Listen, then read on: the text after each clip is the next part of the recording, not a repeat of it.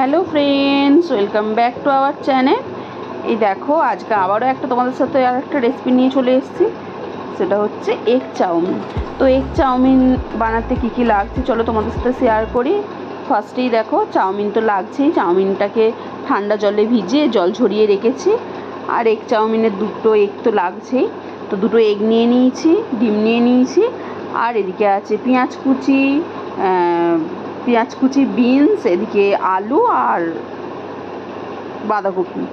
তো আর মশলার মধ্যে লাগছে একটু নুন, এই দেখো বিট লবণ, আর এদিকে প্লেন লবণ, আর লাগছে চিনি, আর লাগছে একটু ভিনিগার আর সয়া সস। এই দেখো ভিনিগার লাগছে আর একটু সয়া সস, একদম এই সামান্যই সয়া সস লাগবে, তো সয়া সস। তো এই উপকরণ দিয়ে আজকে আমাদের এগ চাউমিন, খুবই সামান্য উপকরণ, এই উপকরণ দিয়ে এগ চাউমিন রেডি হবে। আর লাগছে একটু রিফাইন্ড অয়েল, তো লাগবেই, তো রিফাইন্ড অয়েল। চলো কীভাবে কী বানাই তোমাদের সাথে শেয়ার করি। দেখো, ফার্স্টেই কড়াইয়ের মধ্যে তেলটা দিয়ে দিলাম। তেল দিয়ে এবার তেলের ওপরে দুটো তেজপাতা দিয়ে দিলাম। এইটা দিতেও পারো, আবার না দিতেও পারো। আমরা দিচ্ছি এইটা, আমার মা চাউমিনটা বানাচ্ছে, মায়ের হাতের চাউমিন। তো মা সবসময় দেখি ছোটোবেলা থেকে চাউমিন এরকম তেজপাতা দুটো দিয়েই থাকে, তো মা দিল তেজপাতা।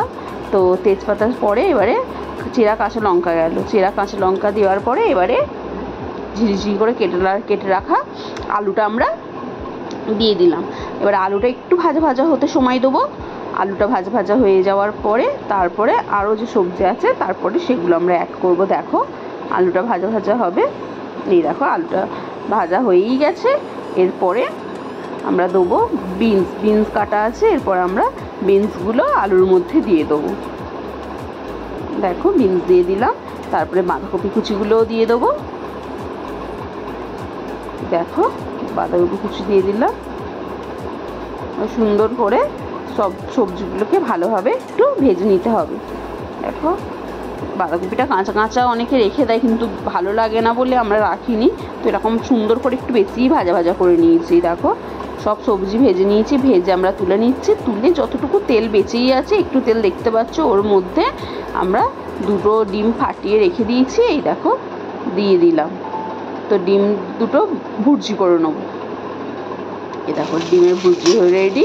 এবার এইটাও তুলে নেবো, প্লেটের মধ্যে তুলে নিয়ে এবারে ওই কড়ার মধ্যে একটু তেল দেওয়া হলো। তেল দিয়ে পেঁয়াজ কুচি কুচি করে কেটে দেওয়া হলো। এই দেখো, চাউমিনের পেঁয়াজ খুব বড় চাই না, তো পেঁয়াজগুলো ছোটো ছোটো করে কাটা হয়েছে। পেঁয়াজ কুচি কুচি করে কাটা হয়েছে। পেঁয়াজটা একটু লাল লাল করে একটু ভেজে নেবো। দেখো, পেঁয়াজ ভাজা চলছে।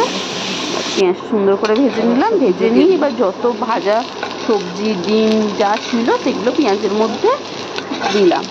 এবার সমস্ত কিছু একসাথে ভালোভাবে আমরা ভেজে নেবো। ভাজা অলরেডি আছে, মিক্স করে নেবো আর কি। দেখো, সব কিছু একবারে মিক্স করে নিলাম সুন্দর করে। এবারে মিক্স করে এরকমভাবে তোমরা করে দেখো, দুর্দান্ত খেতে লাগে আর খুবই টেস্টি হয়েছিল চাউমিনটা। দেখো, সমস্ত সবজি দেখতেও কত সুন্দর লাগছে, একদম খুবই সিম্পল। এবার চাউমিনটা এবার এরকমভাবে দিয়ে দিলাম। দেখো, চাউমিনটা তোমরা দেখতে পাবে আমরা দুভাগে দেবো।